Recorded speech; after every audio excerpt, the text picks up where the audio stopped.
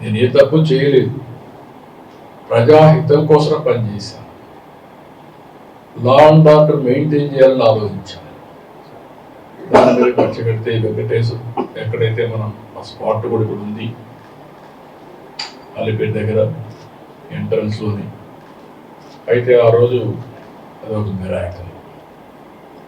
నేను తప్పించుకోవడం అనేది జరిగే పని కాదు. సాక్షాత్తు వెంకటేశ్వర స్వామి నన్ను కాపాడాడు, ప్రాణం విడిచిపెట్టాడు. అక్కడి నుంచి ఒక ఇప్పుడు కూడా నాకు జ్ఞాపకం ఉంది, తలుచుకుంటే నేరుగా పోయి కొట్టిన తర్వాత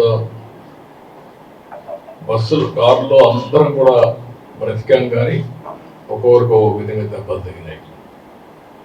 నేనున్నాను, కృష్ణమూర్తి ఉన్నాడు, గోపాలకృష్ణారెడ్డి, రాజశేఖర్ రెడ్డి, వీళ్ళందరూ ఉన్నాం.